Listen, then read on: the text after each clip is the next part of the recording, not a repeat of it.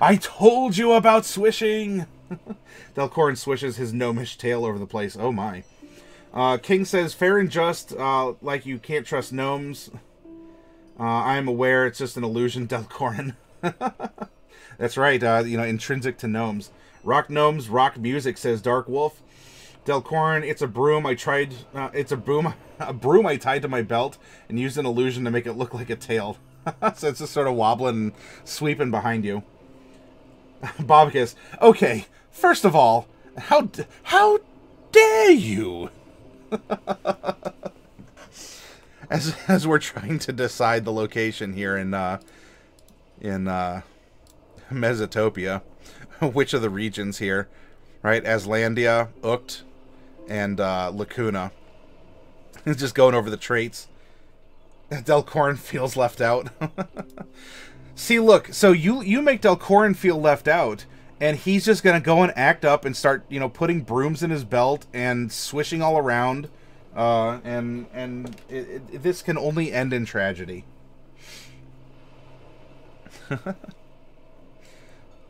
Let me help you with that, says King. So we do have a high elf in the party. Maybe she's from this area up here. Here, I'll keep that right here. So maybe she's from Aslandia, and she has a connection there. Maybe. She's a sailor, so she's been around.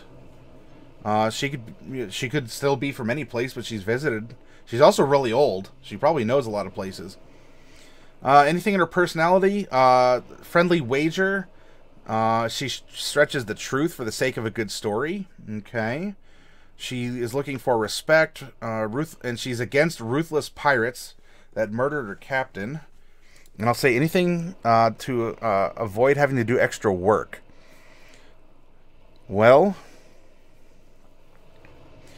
in Aslandia, she is a high elf, and you know the gnomes here are not like indentured or anything, but the gnomes here could very well be performing a lot of the labor, especially because they're rock gnomes. You know, they're like cousins to dwarves. That they do a lot of tinker work and whatnot. So she may be, you know, there are devices in place that can perform a lot of functions. They do produce tough warriors, and look, she's been around a while. She's a tough old high elf, that's for sure. What about Roscoe? He's an entertainer. He eats fire, juggles, and he sings. He is a stout halfling, which is, I guess, like a second cousin, maybe, to the rock gnome.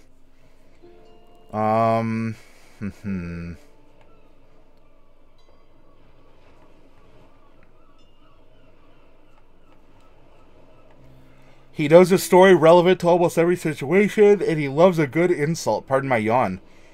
Honesty, art should reflect the soul, so where could he go to perform and really put his heart, his soul, his essence out there for a crowd? Someone stole his precious instrument, and someday he'll get it back, and he's a sucker for a pretty face. Where might we find a lot of pretty faces? Aslandia, Ukt, right? Here are forest gnomes in Ukt, and humans. We have a human and we have a gnome.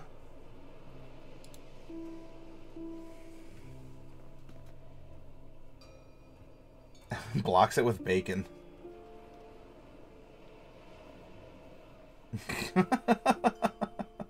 The pig was my familiar and can carry my touch attack spells. Mary sues to avoid the power word. I'll allow it. Oh, yeah. So Kitty switched over to Joseph mode. So we just chilling in a pub getting drunk and whatnot, right? That's how many a story begins, Joseph/Kitty. The moment when when your arcane duel is essentially a game of tag.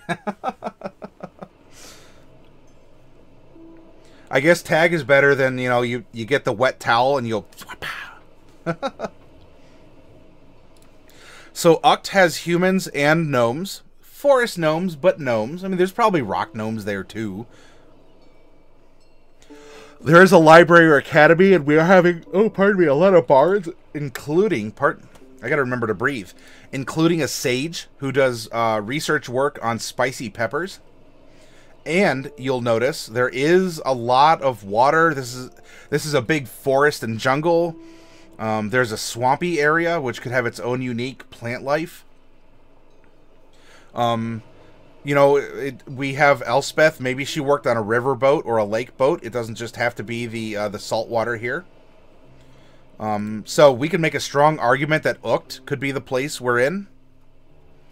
If there's a dungeon that's discovered, that will draw on a lot of different skills. In fact, you know, the campaign itself we can even make like a mega dungeon or something along those lines, like a really big one. I mean, at least we'll make a dungeon, but we can conceptualize it larger if we really wanted to. And, you know, there may be no better place for bards to test their skills than a dungeon, because that has combat, traps, hazards, you know, different lores and knowledges. So that could play very well. An ancient tree containing a trapped spirit. I don't know if Mama is still in here, but maybe that's where her void card had sent her. Oh, Kitty is also a rock gnome. Or I'm sorry, Joseph is a rock gnome.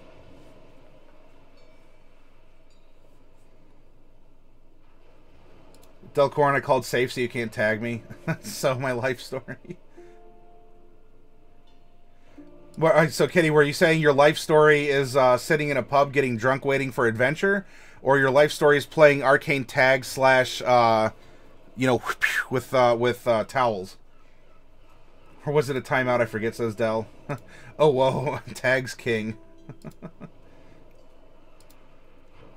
Rowmonger, I feel a bard needs to have groupies. Well, Rowmonger, hey, what's your concept here? We're looking for a place to have our performance, right? And then we have Lacuna. They have rock gnomes. They are from here. They are rock gnomes, rock and roll gnomes. And we don't know yet what our two other characters will be. There is a powerful family or guild here. This could be something about bards, or it could be merchants. It could be a thieves guild even. It is known for greedy merchants. A powerful wizard has moved into town. Could you see our band facing down some sort of a notorious or even villainous wizard or other magic user in some way? You know, could you envision that as like the BBEG fight of the campaign? Weird locale, and there's a canyon containing a dragon's graveyard. Maybe like an outdoor dungeon. So that's Lacuna, Ucht. So we have 5 and 4. And the other location we can go this week is Aslandia, which is the desert region up here that is high elves and stout halflings.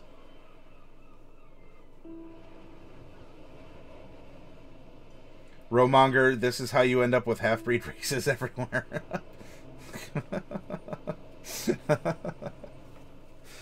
They have groupies in every port.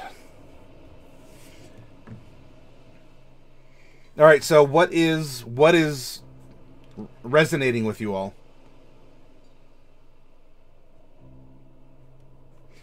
Lacuna might have more seaports than the other countries, so it could be a nice hub for international tours. That is true as well.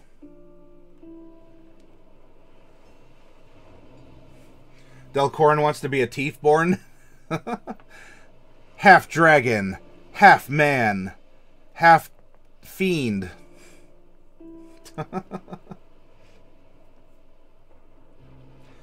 I mean, really, you kind of are a Teethborn if you choose Red Dragon. Kitty chugs drink. I'm the 10th child out of 26 siblings. Like the alphabet, which is why my parents just named us as the first letter. Like me, the 10th child, my name is Joseph. J of the 10th letter of the alphabet. Oh, that's a cool that's a cool concept, Kitty. So, King, please try not to murder Kitty / Joseph. Because Joseph is the average Joe. I'd pay good money to see a Goliath gnome combo. I mean, so wouldn't that just be like an orc, right? You have a small race and a large race. Well, I mean, so technically they're medium. They're on the tall side. But then you just get a medium race. Ro, I feel bad for your... Or, Kitty says, Ro, I feel bad for your mom. Oh, jeez. Volvo, gotta sleep. Hey, Volvo, thank you so much for coming out and being a part of our conversation. For letting Goat down softly that Spicy Larry has ascended the throne. And also for the host, Volvo. That meant a lot. Thank you very much for that. Have a wonderful night yourself, Volvo. Feel bad for me. I have to take care of like half of them.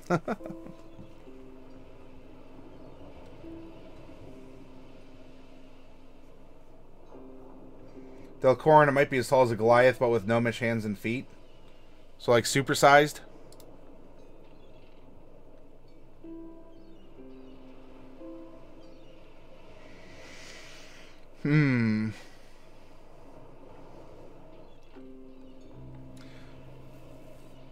See you, Volvo. Much love to you. And nobody else. Well, so King, is you're on a warpath here, and each of these locations aren't necessarily the best. Do you have a location that you could suggest to us, King, for our story tonight? Well, for our map, but our story for the week. It'd be like Beetlejuice. Oh, geez, Del.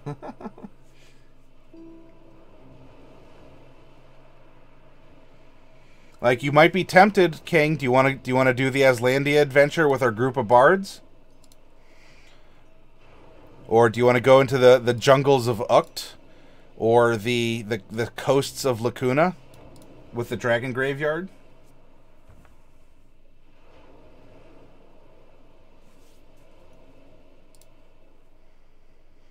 Aslandia, Ukt, Lacuna, including the archipelago here. Yeah, so we've done Mesomasca, which was 6. We've done Kandor, which is 1. And then we've done number 3, which is the Fallfire Plains. So we have number 2, which is Aslandia, and that is the High Elf ruled over the Rock Gnome area here. We have Ukt, which is Forest Gnomes and Humans. We have Lacuna, which are Rock Gnomes and Halflings. Ukt is known for a notable library or academy. It is known for rude people. And recently a dungeon was discovered, which is bringing a lot of people into town. I don't know, that could draw, you know, a bardic concert, right? You want as many people as possible. What if the dungeon is a big amphitheater or something? In Lacuna, a powerful wizard has moved into town and is causing trouble. Whether he's a rival or he's just notorious or infamous or a villain, that's for us to decide. There's this canyon containing a dragon's graveyard. And up in Aslandia, High Elves are the major race and Rock Gnomes are the minor. Iron-willed but respected leader. Canals are in place of streets. It is known for tough warriors, and there's a plague or famine. Oh, also there's a forest of petrified or awakened trees.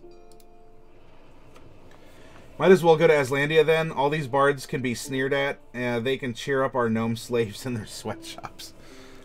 Okay, so we are going to detail Aslandia up here. Here's our 18 by 24 double primed pre-stretched canvas, as Bob Ross would say.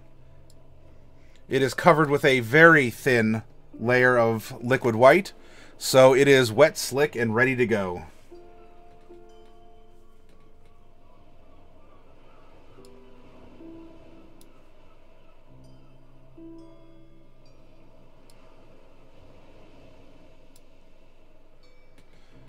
Okay.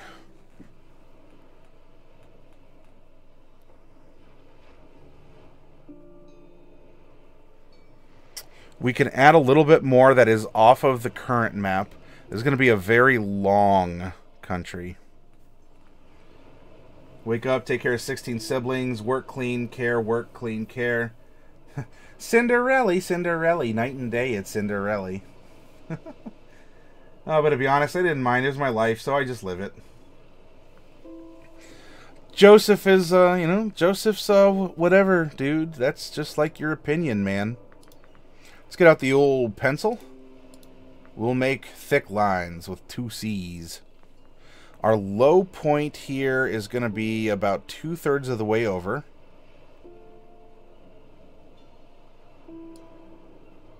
Whoop.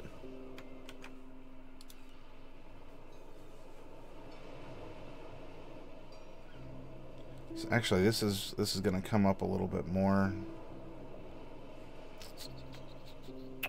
How to go about this? If we're drawing a line right here, coming through the land, this is going to be the low point over here, and so it's going to come up, kind of come over, a bit of a bay going on here, and then it's going to come over into some mountains. This is going to curl up into a kind of a gulf. This is going to go way up.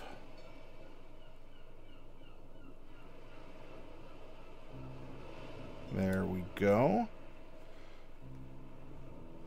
So there's that. We have some mountains going on over here.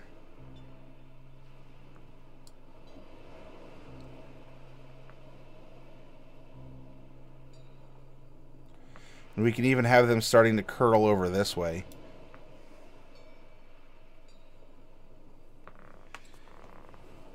Oh, Plunderloot is back. You met Strahd. Oh my. You vote, you make Aslandia everything King dislikes.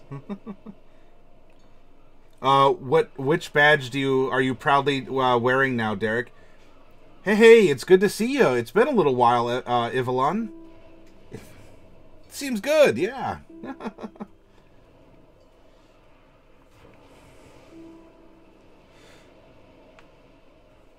Yeah, welcome back, Ivalon.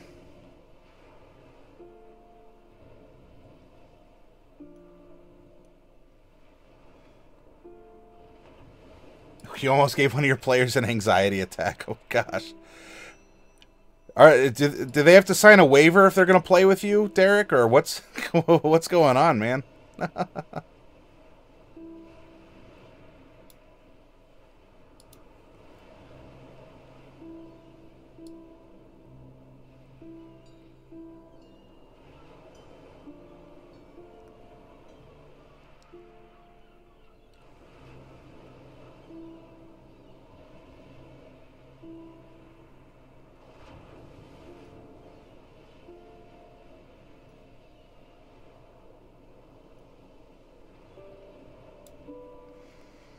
There we go.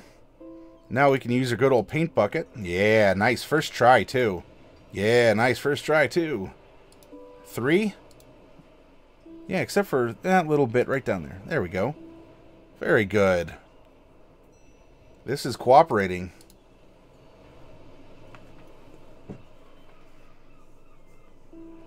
I will spare you the intense yellow until last.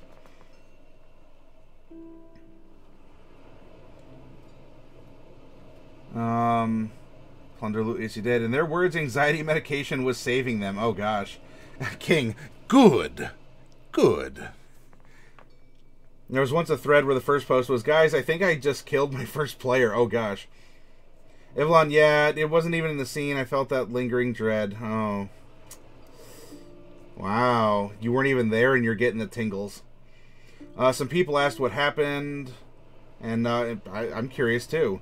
The original poster just said, I just killed my first player. I think I've told you all I can. Ooh. Hey, Mama, thank you so much for the bit donation. Spicy Larry's reign. It seems that there's a couple rebels out in the fields, perhaps undermining the dynasty of Larry. The Larry dynasty. The Spicy dynasty.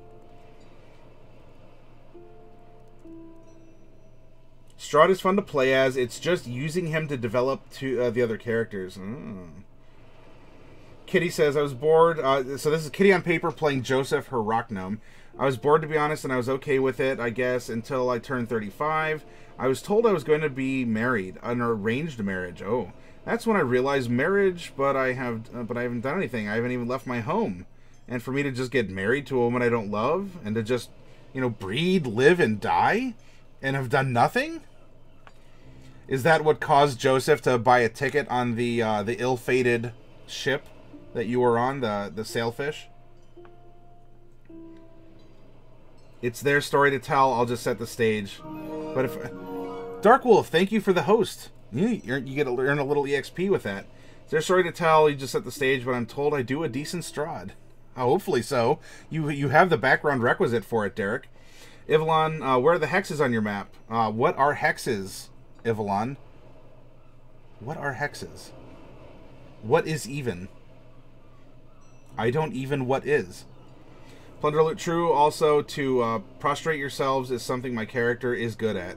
So you're doing the Plunder Loot was your character doing the Wayne's World. We're not worthy. We're not worthy. Ivalon, I am now unsubbed to my channel. Oh. Oh no. No sub, no follow. Reported banned. Who needs hexes, Ivalon, when you have MS Paint? When we can be all loosey-goosey with stuff. Look at this. Oh, here we go. Here's a river. Alright, here it is. It's kind of dumping out into the ocean.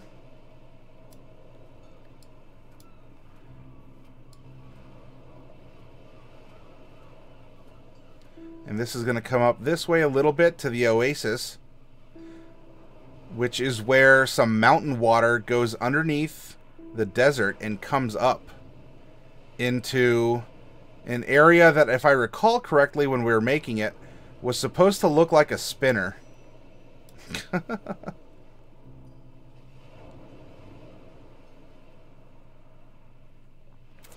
I don't even what is.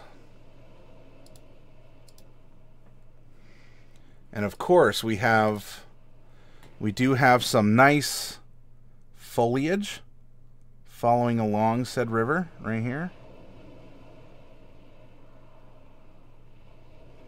We'll say it kind of like bumps out a little bit, and it'll follow vaguely. I'll go here because there's actually going to be a fairly big forest. It'll flare out a little bit and come down. Almost make it look like a hooded cobra. Alright, and this will kind of come out down this way. Maybe that'll spill out just a wee tad. A wee little tad.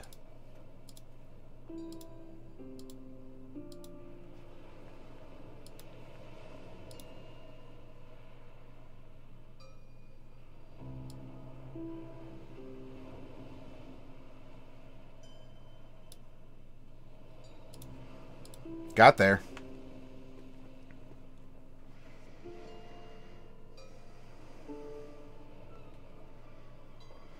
Oh, actually, I made a little bit of a boo-boo. Coming down around here, this actually is going to follow more like this.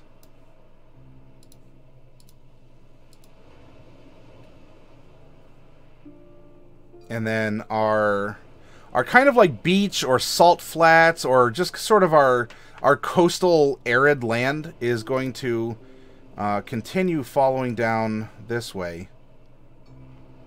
Right? So we'll fill that in. Although it does continue down and around because it's going to pinch. Right? We have the two cities across from this strait from each other over here in the grander Mesotopia region.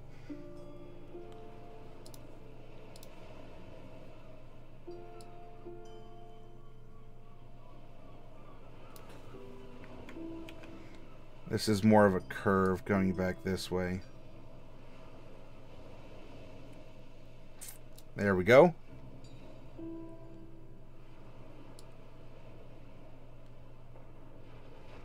There we go. Now we can fill this in here. And we can fill... That's going to be on par a little bit further down.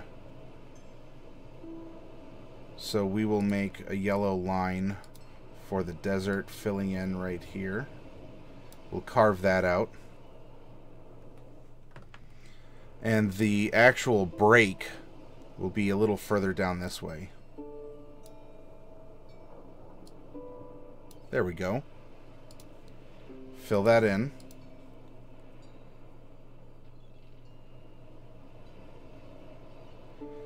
This is going to give us a river that is going to spill out here.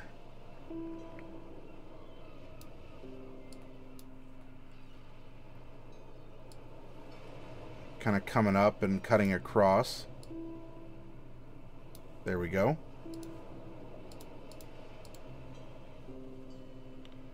This is going to give us some pastoral land over here.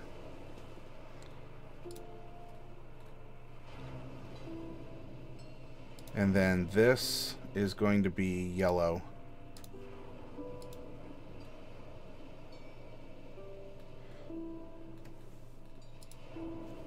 Oh, that's not so bad. That's not so bad. There we go. And of course we do have a deep water section. That is kind of like right in here.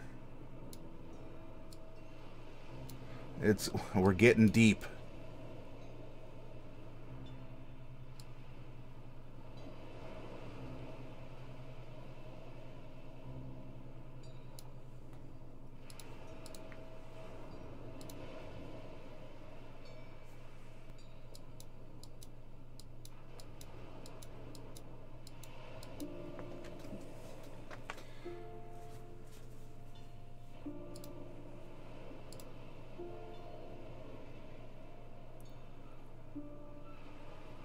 No, the Overlord fall flat on my face and cower in fear.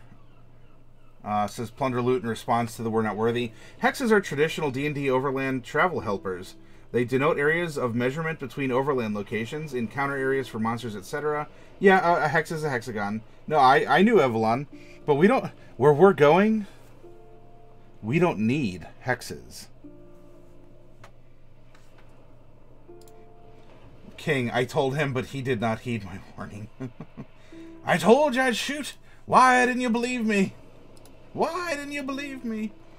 King asks, a desert in Aslandia? Certainly this is the problem with the rock gnomes. We'll have to make efforts to terraform the land for more trees. Oh, don't get me started on the spinner monk, says Plunderloot.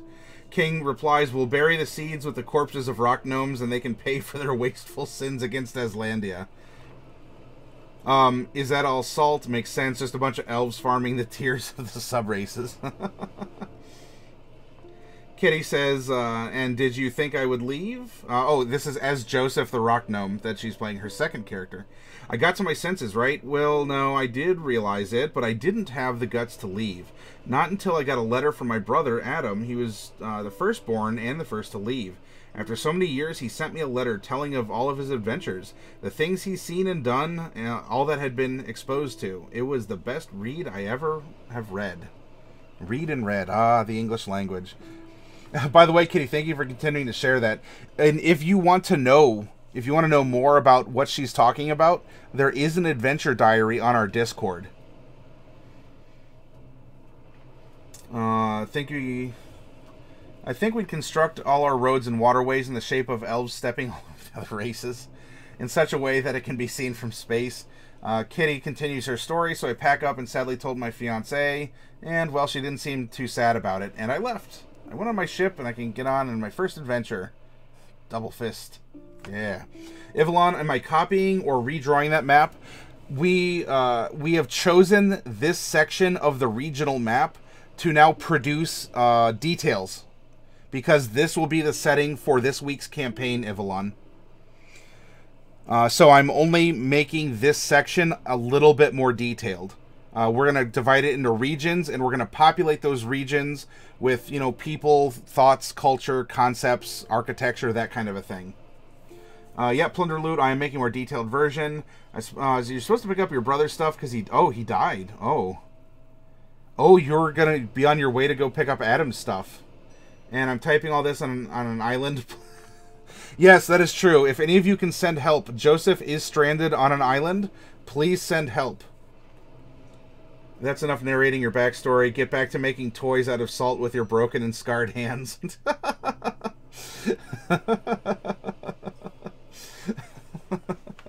Oh, that does remind me, Kitty, because you can make some gadgets as a rock gnome. What have you made?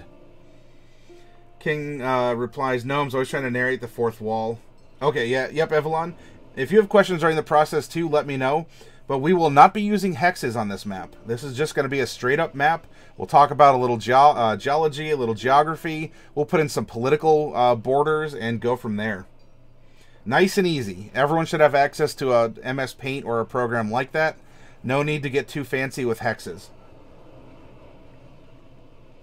Gnomes are the evil hellspawn that need to be made into bacon, says Plunderloot.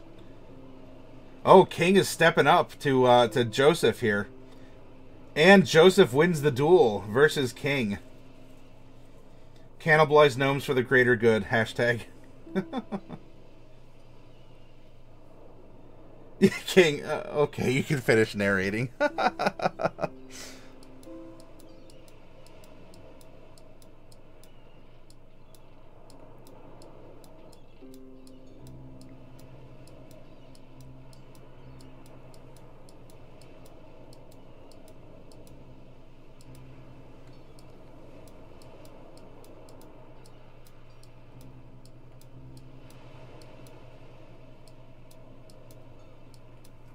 There we go.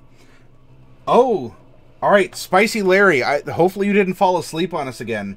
For those of you who don't know, Eltrion besought the guidance and the permission of Spicy Larry for an acre of land and a gazebo so that Eltrion may make an iron garden.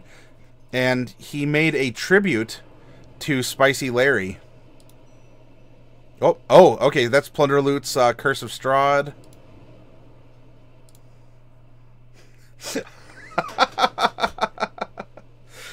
Eltrion, that's great. I love...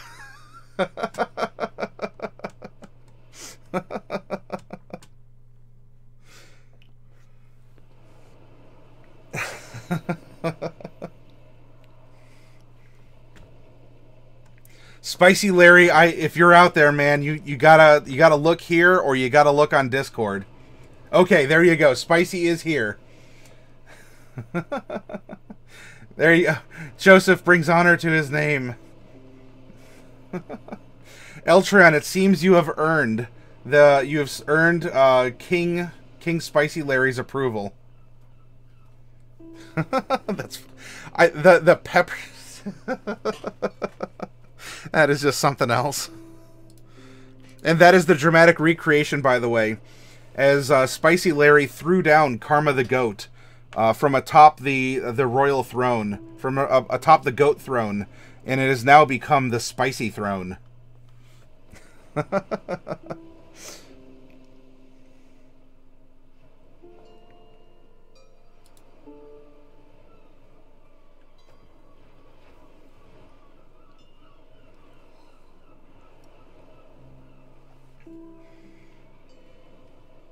Yes, Caden, the goat was usurped by Spicy Larry. Truly, Spicy Larry is the goat slayer. Or at least the goat usurper. Yeah. Eltrion, yeah, that was a lot of fun. Thank you for actually taking up that bit of a challenge that was put forward. You have won favor of the Larry. Yes, Mr. Plunderloot.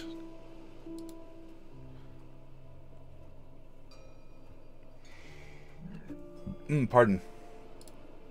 I will read this in a little bit, Plunderloot. I'll narrate it on stream. If any of you want to see it, though, it is in the Discord under Tales from the Tabletop. Now, for those of you, Kitty on Paper, Dark Wolf, I don't know if any of the others who play in Curse of Strahd are here in the channel. If you want to read it, you can, because look, I can't stop you from looking up what happens in Curse of Strahd. Though, as our, in the same to you as Derek, Plunderloot, Evelion, as I keep the, the adventure diary for Curse of Strahd here, you may or may not want to read along with that, or if you're playing Curse of Strahd and you wanted to know what another party was doing, caution, there could be spoilers. You obviously don't want to try and tempt yourself to have meta knowledge and bring it in, but there are options here for you.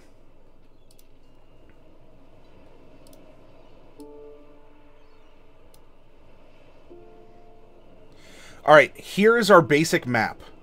Was there some trees tucked in? No, like there could be some woods, maybe clinging close to the mountains, since there is some, whoops, moisture that would be clinging to the mountain a little bit. Kind of go in here. We'll make it a little bulbous. There we go. Bink. We can add in some more detail. This is the regional guide we made was just that. It was a guideline. All right, so we're finished with this. Zwip. Okay. This is taking place in Aslandia. We're going to copy this over here.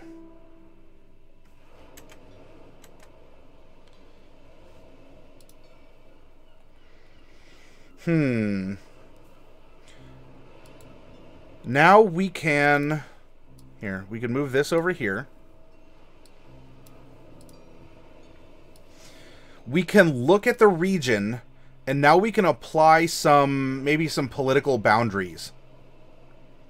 You know, what is where? Because then in those boundaries, we can fill the land out a little bit more by detailing it. Yeah, no problem, Derek. I don't want you to feel like neither you nor I can post it up there, but for those who might want to run the game, or those who are playing in one of the games, you could accidentally spoil something, because obviously Derek and I are running it in 2 different ways, and also the parties will be making different decisions, and so, you know, make sure you're not spoiling yourself either way. Well, so think of them as political subdivisions, King. The elves do rule, and of course they have the highest influence of the high elves is here in the Oasis and along their kind of Nile River, right? And so this is definitely going to be its own region here.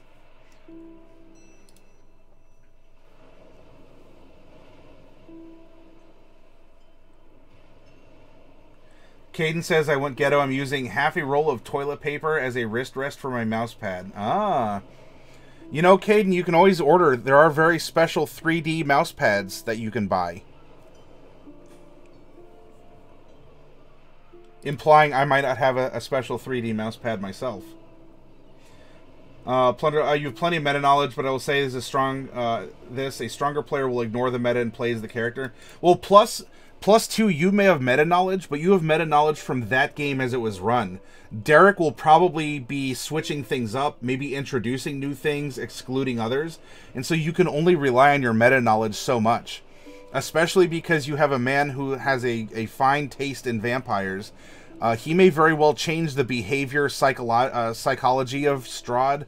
Let's say that the mod says that Strahd is repelled by garlic. Well, maybe he's not repelled by garlic here. And so, yeah, you want to stroll in. Barovians will sell you all the garlic you want, especially if you think it'll take care of Strahd. Now, did you notice that none of them have garlic in the windows? But, yeah. Mr. Plunderloot, I find it better to play non-meta. A good DM will know how to knock someone off their feet if they get too meta-y. That is true, too. DM can go and say bad. No. Hard to not have meta knowledge when you have played for years, but plays the character not as a set of rules or mechanics, and then portrays the character. For all you know, Strahd is a Zemisi. Alright, so we need to create some arbitrary political borders.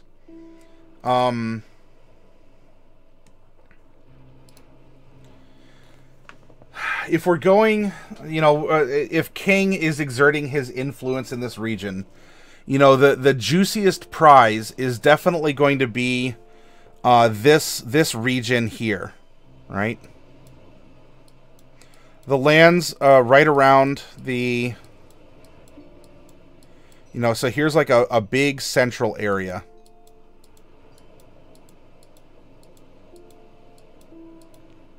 All to itself, right here. Nice political boundary.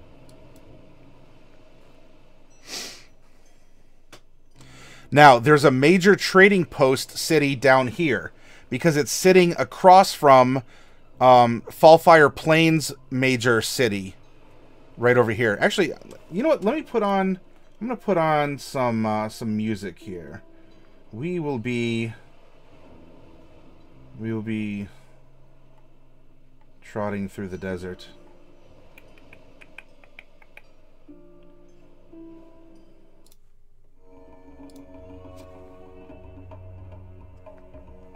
Okay.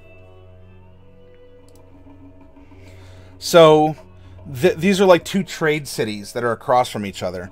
So this should itself be its own region, like a trade hub region. And we could probably almost just draw a border, you know, spanning like right across here.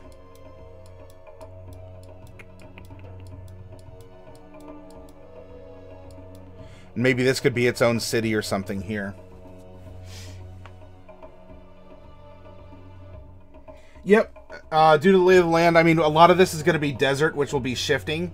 So this is a concept of really there's going to be points of light along the coast or in some other major areas.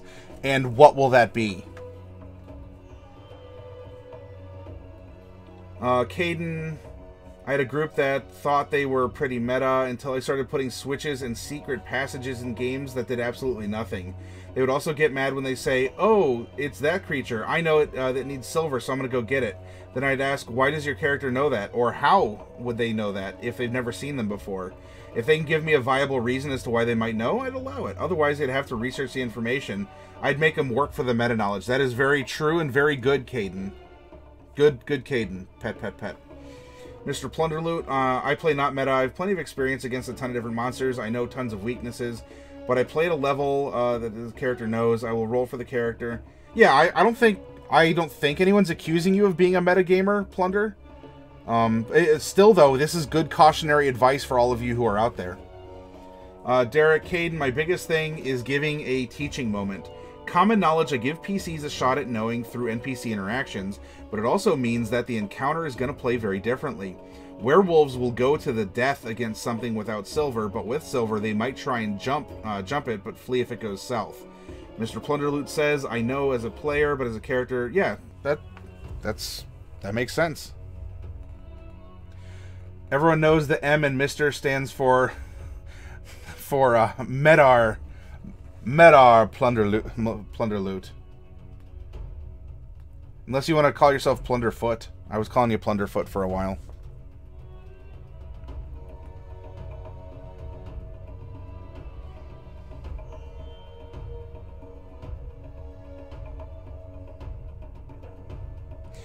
Now, these are high elves. High elves may not concern themselves. You know, Derek, you're saying the lay of the land. You know, think almost how did the British and other colonists break up Africa? Like, a lot of them just made straight lines because, you know, through desert and whatever. So they're going to claim the natural curves of the river because this is where the bounty is.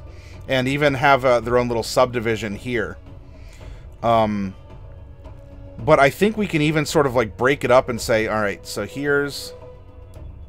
You know, based out of here. Now, how much is this is patrolled? This is the region, and it looks wonderful and organized.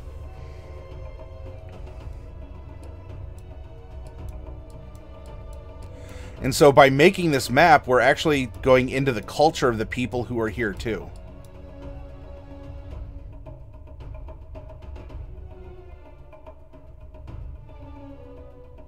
And that means that... there's probably a small region here that's going to claim this freshwater area and go from here. Mark down the map where the trade port is, and then the elves might divert a bit of that water towards the trade port for easy caravanning. Yeah, it'll, you know, so there's going to be, we're going to have our own kind of like Silk Road traveling over the coast. And yeah, it'll get there.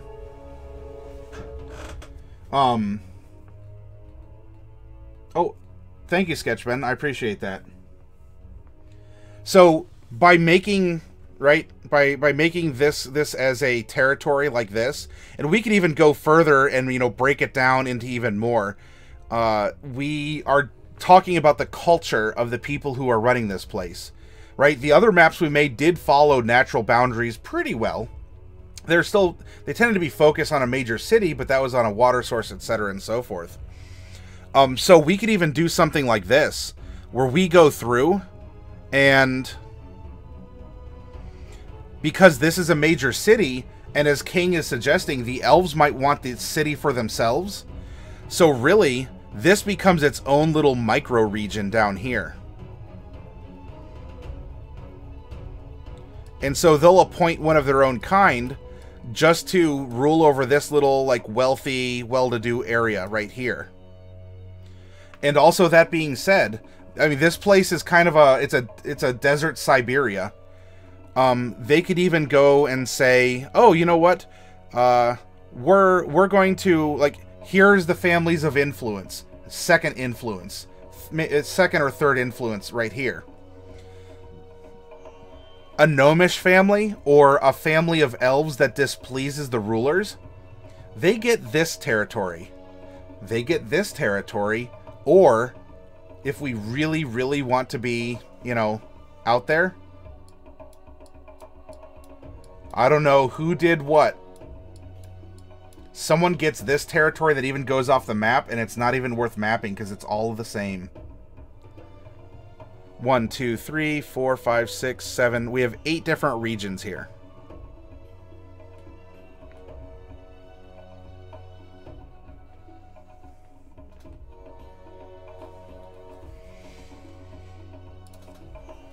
King, now perhaps there might be an accidental lake on the way to the port city because artificial rivers never work as intended.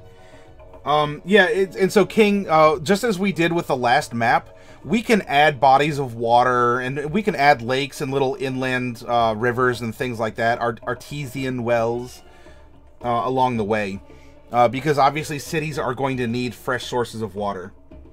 And this doesn't have to just be sand and beach flats. It's just saying that this is not, you know, it's not plains, it's not actively watered, it's scrubland or wasteland. There could still be water and oases and brooks and streams and rainfall, you know, along the coast or something. It's, you know, how big is it? You know, I don't know. If I'm drawing a map of Wisconsin, I'm not going to put in all 1,000 lakes. But I will describe that that's happening, because there's a certain level of detail that either you as a map maker and DM or you as a player can really pay attention to. If I put a map of Ohio in front of you, that's going to be way too much information. I live in Ohio. I could navigate around Ohio pretty decently. But even if I look at the map, I'm like, I can't memorize all the lakes and all these other cities and everything going on. So my advice, especially if you're a starting DM or a starting player, or, you know, if you have all of these powerful tools at your fingertips, and, you know, so if Ivalon, if you're still here, things like, you know, putting hexes on the map and all that, do you really have to? I would argue no. Put enough there and make the colors bright and distinct enough that your players will understand that something is there, and, you know, generally what to expect in that area.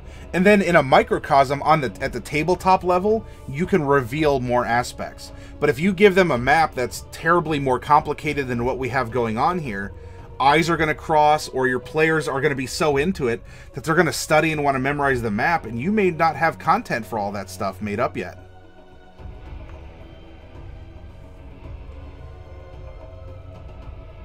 Caden says... Oh, hang on. Actually, I missed something because Eltreon went on an adventure. Oh, you rolled a 2, Eltreon. Oh, the giant elk took you as a trophy. The goal of the Aslandian Empire would be to spread out the forest and establish rivers. Yeah, so we can do that. Because, of course, you know, even an exiled regional governor would want to, you know, have something kind of like this in some way. I agree, King. I usually give them options for figuring things out. Okay, you know, Silverheart's werewolves, where did you get that information? Where'd you find it? Make a skill check. It ends up turning their meta moments on their head and making them problem solve what they thought would be an otherwise easy encounter. Yeah, easy encounter. I'm wondering if there are any anti-gravity in 5e. There is a levitation spell, and there's also things like Tensor's floating disc, King. Plunder says, I mean, in Curse of Strahd as a player, I know what works against vampires, but I asked an NPC specifically what works against them. That is an example of how your character grants meta-knowledge. It's even better if the NPC says, yeah, garlic totally works. Buy some garlic. Here, I have some fresh stuff. And you do it. King says because then you have cities standing on pillars far above the water, not directly on the water. Caden says, Derek, you know what I mean. It would be easy for them because they would know how to prep for it without doing any of the footwork needed to gain the knowledge or gather the materials. Basic feeding scene. Oh, those are the words. Hashtag basic feeding scene. Perhaps silver-resistant wolves might start making appearances. Wink, wink. Well, to put this in perspective, the easiest encounter in the group had at level 1 was a pack of 20 wolves. Oh boy. Eltran asks for a res. A male dwarf bard. Hey, you want to talk about being creative and being able to make an iron garden? Eltran, hey, you stumbled your way through death, and I think you came out in a good form for what you want to do. Plunder loot. You can even adjust what enemies are weak against and throw players off. I've also done that in the past to make meta PCs pay for transgressions. Plunder loot goes into the plains. A warg jumps out. 10 and 8. You attack with disadvantage. Well, still, 8 plus 2 is 10, and you overcome the warg. Nice.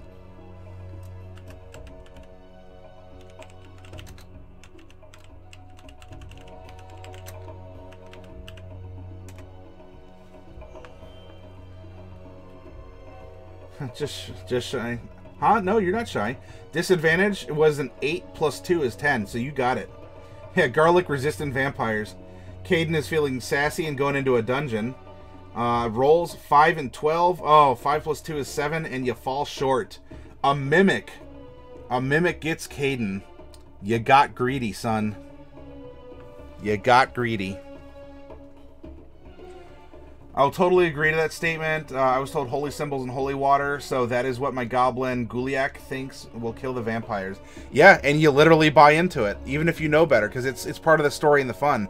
Plus, if there's a player who doesn't know the meta, it helps get them immersed and keeps them immersed in that.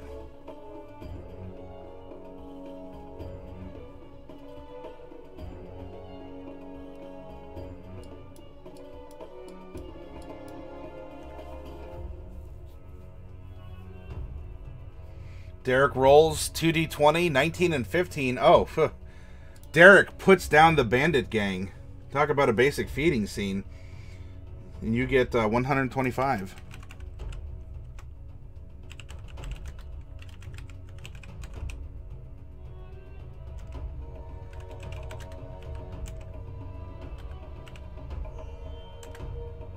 There you go.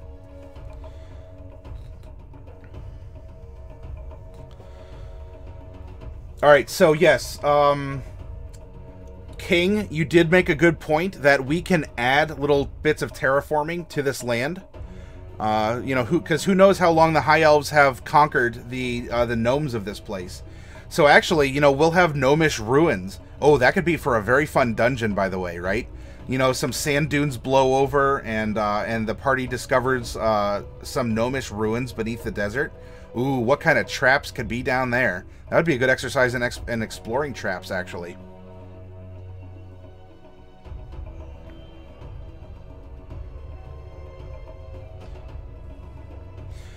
All right, so we have our regions. We have...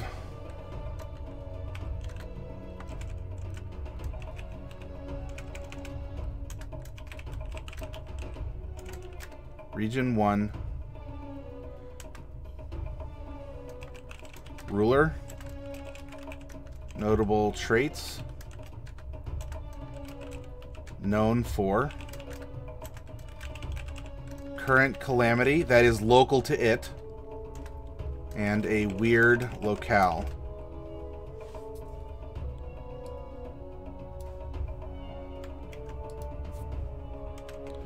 One, two,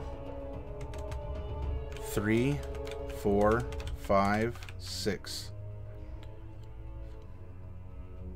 7.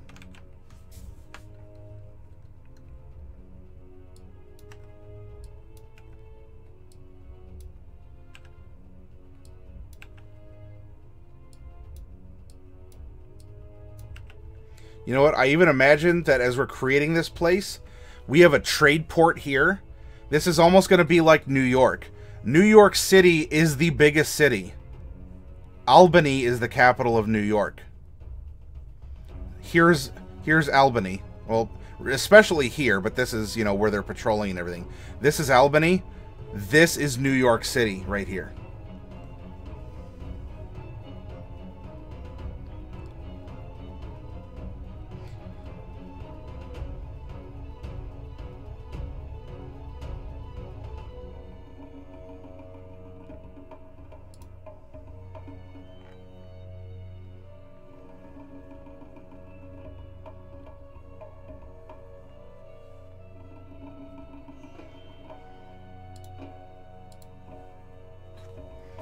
Alright, let's clear this. And we're going to be rolling 5 D20s to populate what's happening out here.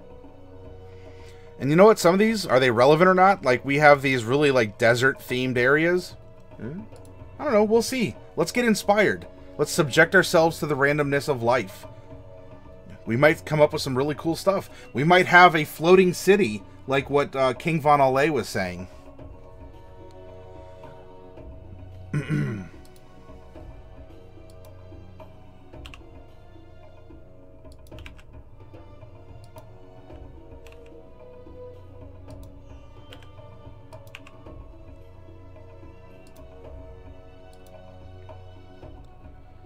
$13, $20, $1, $7, $18,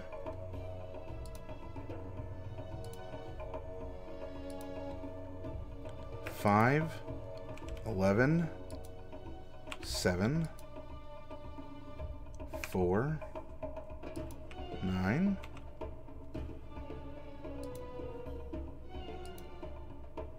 14, 14, 8, 9, and 9.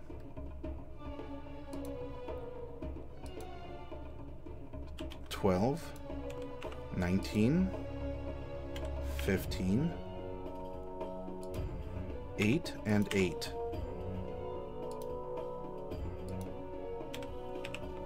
20, 14, 9. We'll just drop this to the next one here. 13 and 16. Lastly but not leastly, 8, 14, 14, 9, and 10.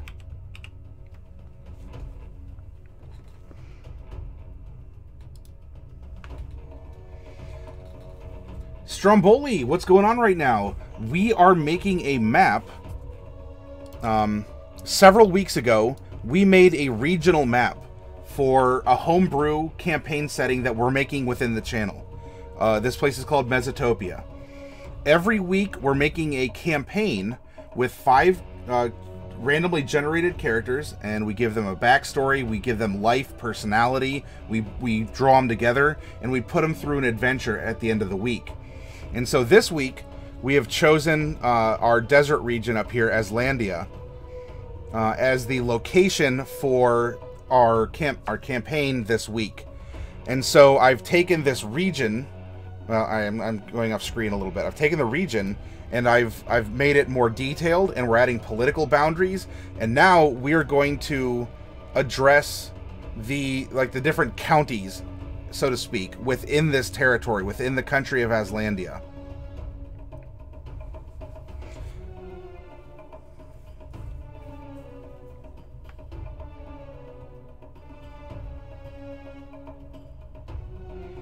Spicy Larry has returned. You were wrestling with your roommates. You got the pin. Hey, cool. So does that mean that death to Larry has been defeated also, Spicy?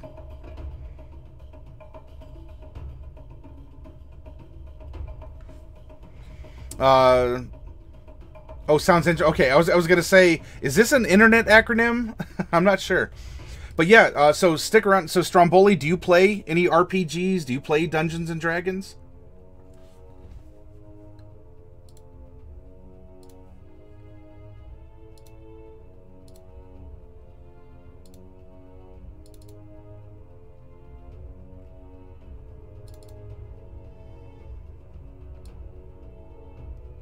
This will be flashing as a heads up. I'm going to be scrolling through pages quickly.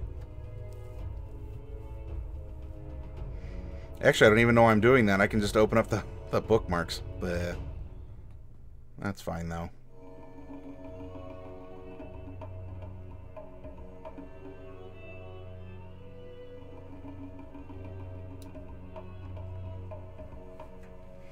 Yeah, for about a year. Oh, cool.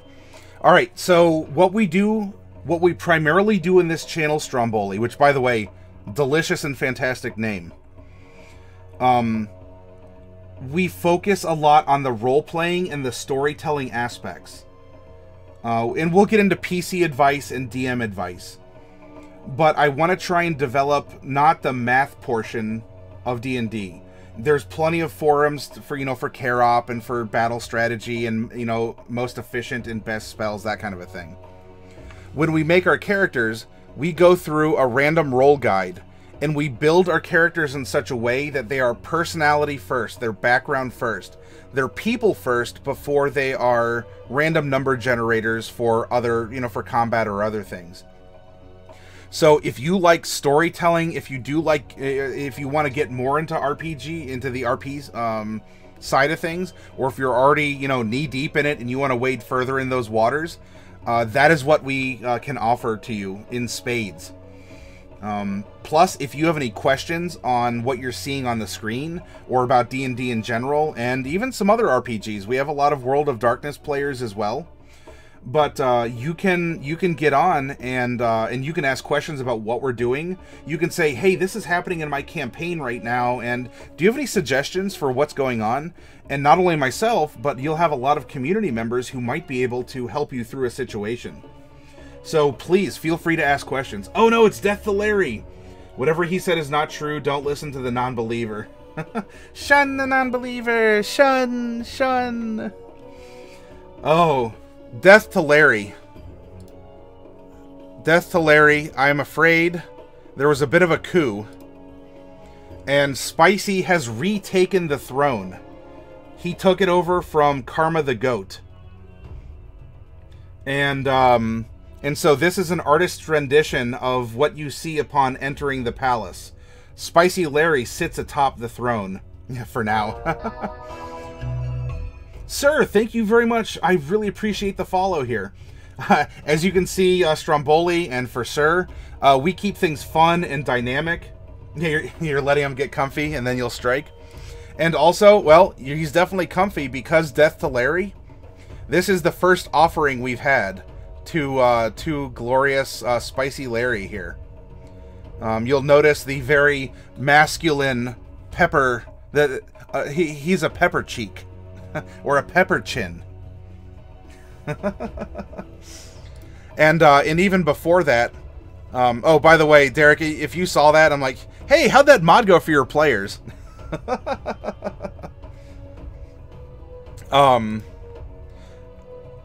So this is how Goat won the throne last night. It was a 4-way battle between Raven, Sketchben, Karma the Goat, and some other person who's playing Skyrim right now instead of paying attention to the stream. But yeah, so as things happen, we enjoy it, Stromboli, and for Sir. Now, do you want me to? Is that like Semye? Is this a soft J, or how would you like me to pronounce the second part of your name?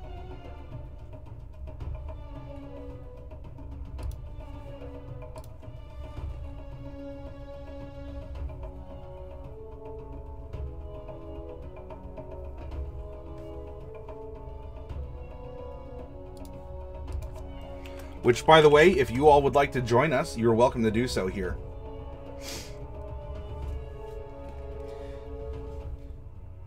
So do you want a hard J? So is it Semjees? Or do you want it like Semyees?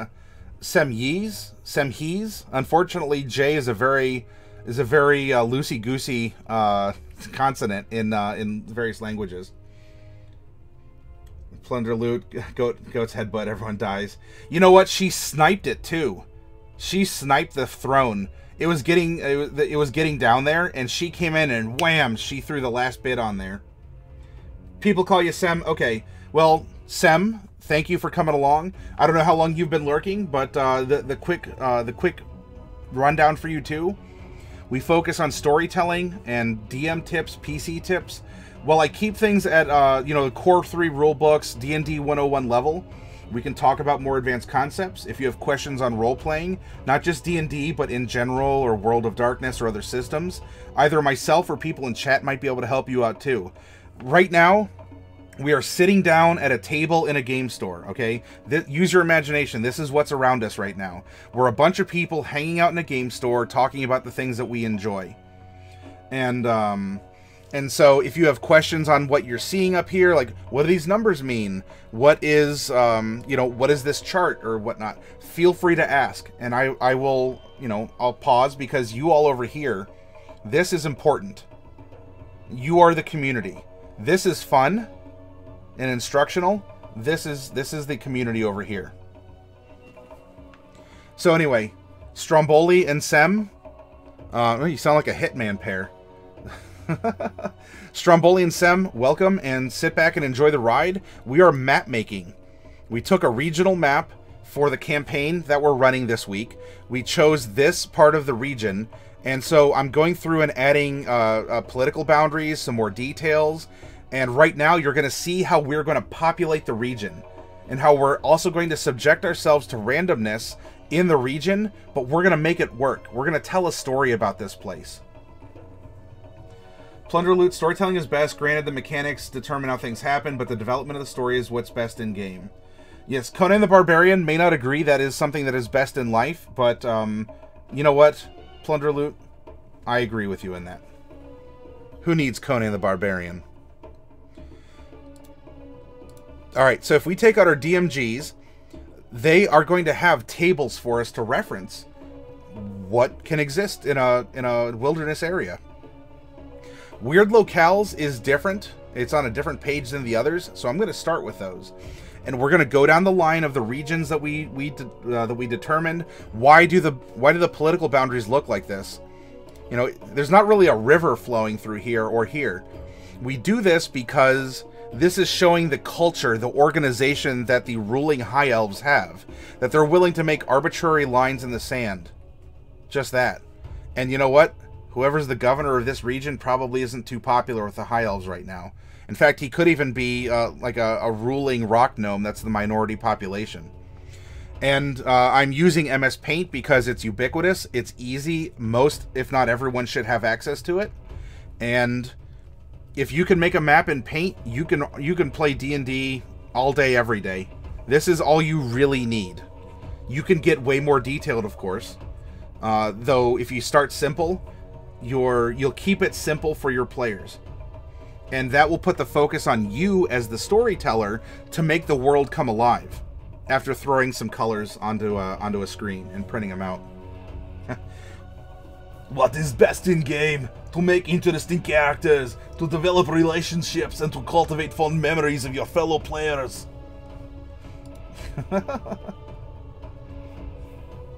A friend of mine in college bought just kind of a junker car to beat around town, and he painted Thulsa Doom's symbol on the hood, and so he'd always go around and he's like, have you seen a symbol like this? 2 snakes, perhaps on a shield or a standard. Going to lurk mode for a while, got to help a friend make, a Turtle Warlock. Ooh, interesting. No problem, King. If you want to come back and throw out some suggestions for the map, since this is like half your, we did this on your prompt, come back and feel free to do so. Otherwise, hey, you know what we're doing here. And help your friend out. That means a lot to him or her. The Conan movie is your real dad, says King.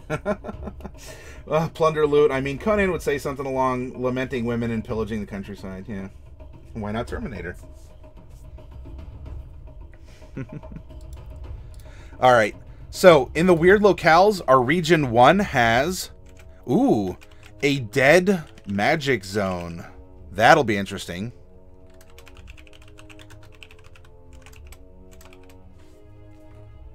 Now, which zone is 1? Where do we want it to be? Where would you want it to be? We'll tell the story together as it comes around. Weird locale number 18.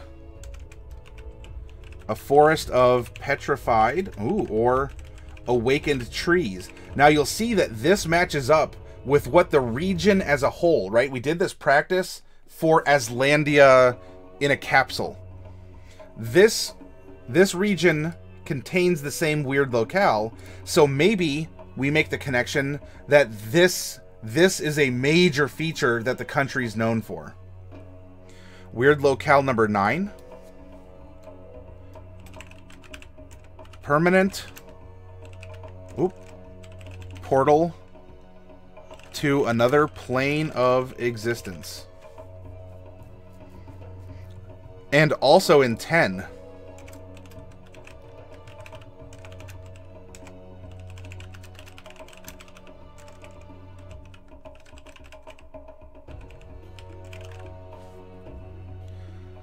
Eight. Battlefield where lingering fog occasionally assumes humanoid forms. Now, does this have to be fog? No, we're given a concept. Could region 5 be out here, or even out here, and instead of fog, sandstorms will whip up and maybe replay battles of Eld and Yor, where the sand will take forms. Think almost like the Mummy movies. Sand will take form and shape, and so it's not mists, but we can still have mists, right? There's an ocean, there's mists, there's an ocean, there's a mountain, we'll bless them all. We could have mists coming down from the mountain if we want, but still, it gets you thinking. Think about how you can adapt what is before you and mold it into a congruous story. Congruous. Because that's Terminator 2. So King, Terminator 2 is your other dad? So like Conan and Terminator 2 are your parents? Plunder loot. Mayhaps the Dead Magic Zone has a large orb that's similar to the Magistone in Skyrim.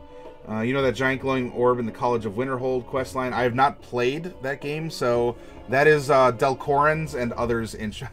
They might know that. As what is creating dead magic, or maybe it's where a former portal to a far realm lays, and the deity sealed in is severing the connection. That could be too. If there is mist, I have declared it as such. Oh, and Stromboli, thank you. It just threw up the notification. Although I don't know why it didn't give something up above. That's weird. And Plunderlet says, so you've declared... there we go. Thank you, Stromboli. So you've declared a puzzle game, Derek. Spicy Larry, I have not played any of the Elder Scrolls games. I know. You unsubscribe, unfollow, report, banned. Boy! Puppet Master was Derek's nanny. Weird locale number 16. Ooh, a river ferry guided by a skeletal captain. Ooh. Now, we have two rivers that are obvious. We have a lot of coastline. There could be maybe a ghost ship.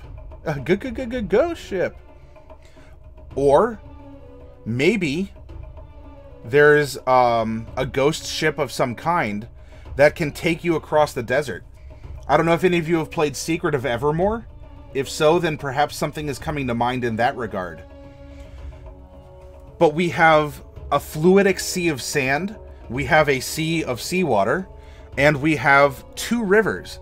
This is a perfect opportunity for us to introduce something, right? We're taking a roleplay prompt where something is thrown at us, we're catching it, and we're seeing how we can bop it, shake it, do whatever, and fit it into what we want to build. There is inspiration in everything. That's my Uncle Phantasm.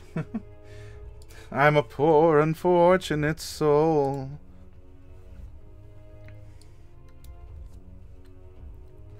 We in weird locale number 10.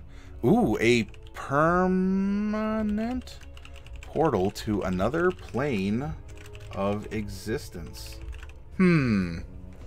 This gives us 3.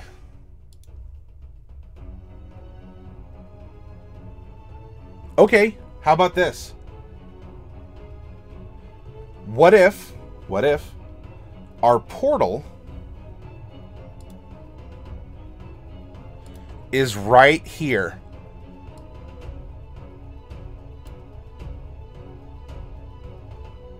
It's on the 3 corners. And so this could help explain why the political boundary was made as such. And in fact, King Von Alé was saying that the High Elves would probably take it upon themselves to start terraforming the land. If that's the case, here, let's fill this in.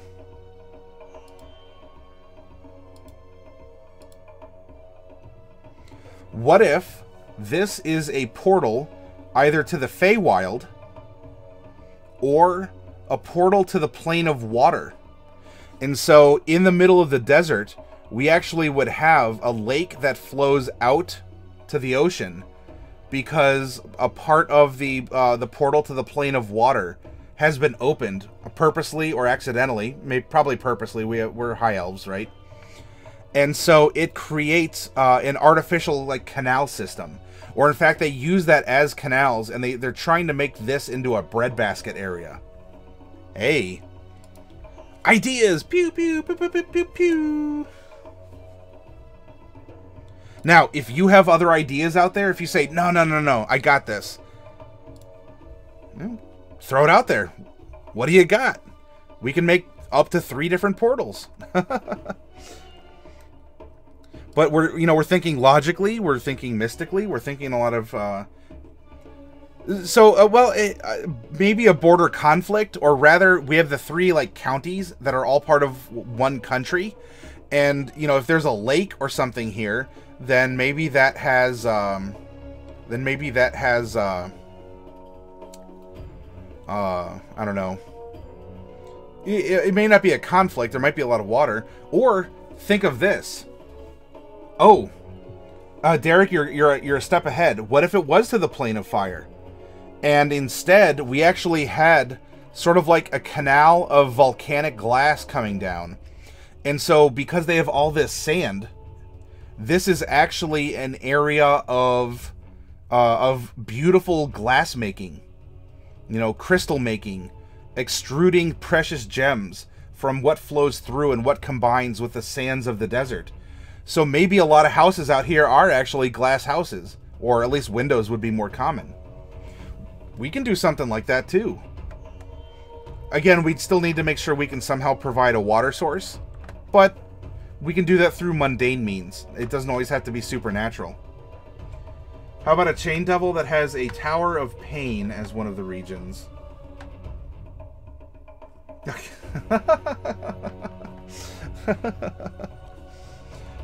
Well, maybe if one of these regions has a very cruel governor. Actually, 1, 2, 3, 4, 5, 6, 7. Oh, we technically need to have one more region.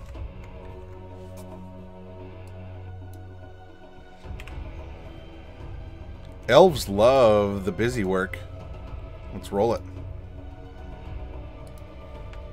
6, 6, 2, 2, 6. Come back here. Oh, wrong book. Here we go. Our weird locale here is an ancient tree containing a trapped spirit. Easy enough. Alright, let's scroll down. Wilderness survival, extreme cold, desecrated ground, quicksand, razor vine, slippery ice, and dun da da da. Here we go.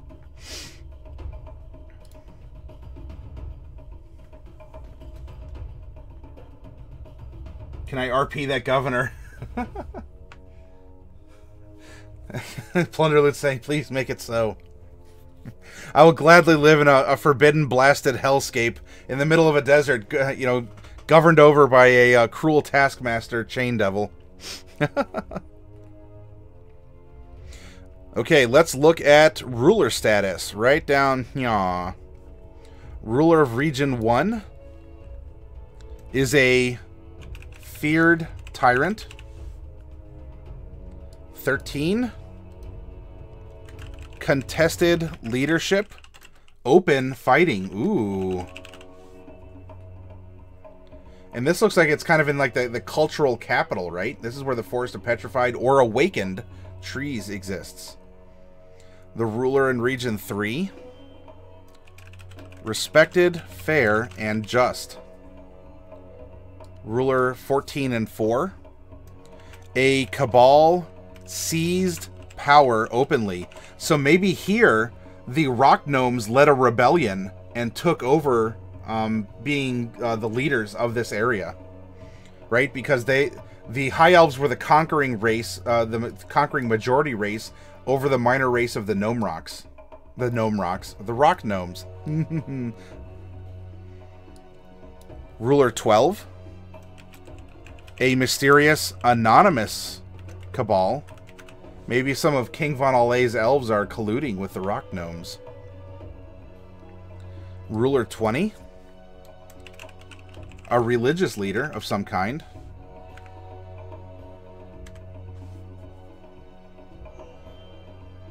Ruler 8 is a feared tyrant. Ruler 6 is also a feared tyrant. Ooh. You know, this harsh desert climate is really bringing out like aggression in people. You know, they're scrapping for all the resources they can. This is almost akin to like a mini Dark Sun setting. The hanging trees have spoken. They require flesh. Eltron says, I've been looking into D&D 5e feats. Looks like I found some that I missed before newly released. But watching and listening as well, I must say that the map is coming along nicely. Well, thank you for the compliment, Eltron. Yeah, and you know what? It's a very... You know, is this going to win some art award? No, it doesn't have to. Does this tell you what things are and where they're going to be? Oh, you sure as heck bet it's going to all day, every day. So thank you for, I mean, do what you're doing. Read, enjoy. Part of my methodology is I hope to actually be able to run it as a talk show. You can do other things in the background, wash dishes, draw, read, or something. And you can just listen to my scrubby voice and follow along with the concepts we're talking about without always having to see what's happening.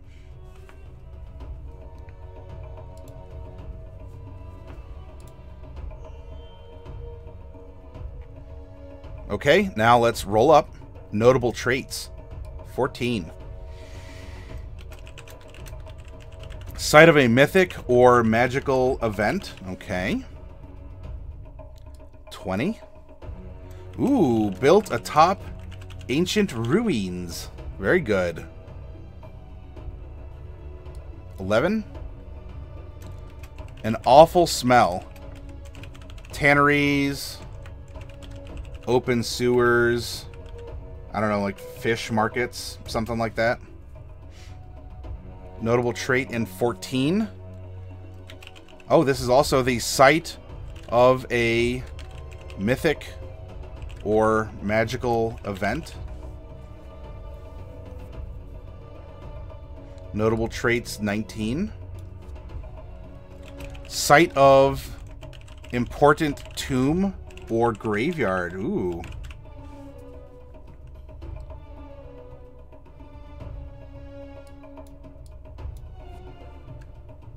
Site of a mythic or magical event.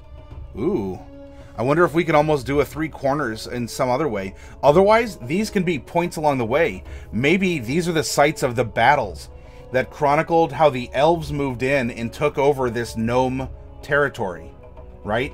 Let's think almost like Civil War battle sites that you could go and tour and follow along the march of so-and-so or whatnot.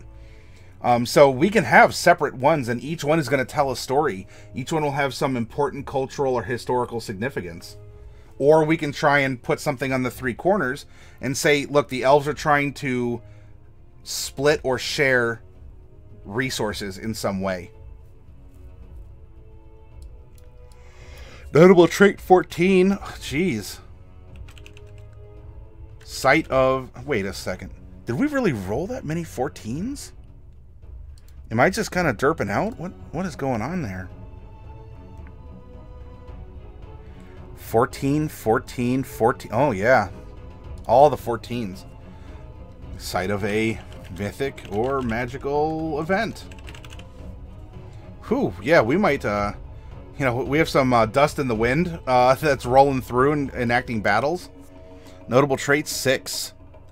A river divides the town. Okay. We can do something fun with that. We didn't say a river of what? Is it a river of lava? A river of water? Quicksand? Blood? A river of money? Could we take it metaphorically and say that half the town is the good side of the tracks and the other is the really bad side of the tracks? And so it is notable. Like, there's a street, and on one side is the richy rich and the other is the poory poor. We could do either. What would come naturally? What can we make work given the prompts that we're given? Plunder loot wants a river of blood. So we'll just call this like the Gulf of Sharks or something.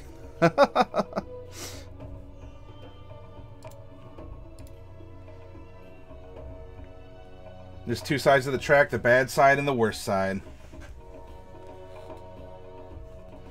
Making me want to listen to Red Right Hand by Nick Cave and the Bad Seeds. Alright, next up we have what it is known for. What are these regions known for? Have it tinted red from algae blooms, causing it to be stained red. Hey, that's true. It doesn't have to be literal blood, right? It's a, you know, it could be like a red tide. If any of you live in Florida or along, you know, in the Gulf of Mexico area, you know what red tide is. Yeah, it could just be called River of Blood because there's an algal bloom for some reason. Maybe some of that that spiciness got into the river. Yep. You're just a microscopic cog in this catastrophic plan, designed and directed by his red right hand. Yeah. That's a great storytelling song, and that is something that I wish we would have more of. But Derek, it is a very good song. That's why it sticks out. All right, known for its 18. What is that? Powerful guilds. Ooh. This region has something going on with its thieves guilds. Someone did something to stir them up, and it's a hornet's nest around here. Known for its, delicioso cuisine. Known for 7. Hordes of beggars.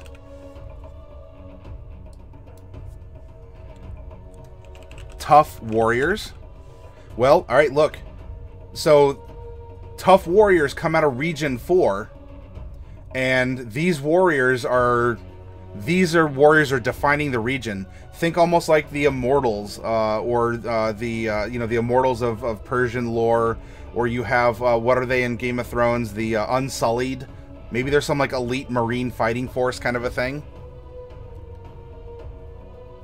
Known for 15 wines. Ooh, a nice plum or date wine would be very good. Known for its 9. Dark magic. Ooh. Hey, in a river ferry guided by a skeletal captain, maybe this is where we have our river of blood. I mean, it's not the river dividing the town, but you know, whatever. We're getting our prompts. We'll make them work. We'll square our circles. Have faith.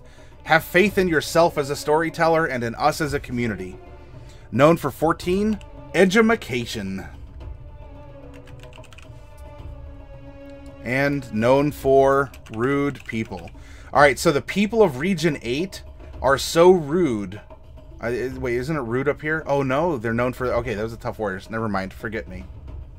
Forget about it. Current calamity. Number 4. Oh, I'm sorry. That's artists and writers of the current calamity. A war between rival thieves guilds. Okay. Powerful guilds. Look at this. Oh, it's writing itself. And what's interesting, right? This is a dead magic zone. So this is going to be thievery of the highest order. Like, not even arcane tricksters. We're talking, everything is analog. If you're picking a pocket, you're picking a pocket. You have to be on the lookout without alarm spells, without different, without magical traps. This is all about what you have going on. How keen of body, how keen of mind are you? Ooh, there's a crucible going on right here. Current Calamity 7. Corrupt Officials. Region 3 is number 4. War between rival... Ooh. Well, I think we might know what's going on in the shadows between these regions. Current Calamity number 9. Marauding Monsters. Ooh. Current Calamity 8. Marauding Monsters? Okay. Maybe these two regions are close together. Current Calamity 13. Undead are stirring in cemeteries. And apparently, this river ferry is maybe connected? Who knows? Again, this stuff is writing itself. Marauding Monsters. Alright. And lastly, 2. A new cult seeks converts. Now, this could be any cult, however, we have determined in 2 past regions and campaigns that that have received this, that there might just be a cult of Sahagin that are operating inside the sea here and are springing up and trying to convert people to their watery god or their watery ways.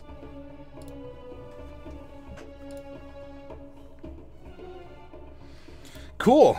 All right. Oh, sorry, I missed that. Hey, Party Gnome, welcome. You woke up 10 minutes ago? Yeah, what time zone? Germany. Yes, that is its own thing. Yep, prepping stuff, gonna make breakfast with your pen and paper group, or potato and penguin groups are great, says Plunder Loot. Yeah, so, Sem, Party Gnome is from Germany. I don't know if Bobo's in here, but Bobo is from Denmark. Clark has already gone to bed, but he is in Canada and is getting pounded by snow and cold weather right now. Oh, geez. There's, of course, wherever you all are from. I'm in Ohio. So, all right. We have populated our region with words. Now it's up to us to scatter the... to scatter this around as we will, and to start assigning our regions. Am I going to do that right now? No. Why? I need like a 10-minute break to, I'm going to use the restroom, get a drink, stretch. I have some cats that probably could use a little bit of affection as well. So I'm going to take a break, and, you guys chat it out, have fun, and I will be back shortly, and we'll continue. We'll go into, like, open Q&A. We could work on the map. We could work on the spells for the characters we've generated. If you have questions, you could bring up questions and go from there.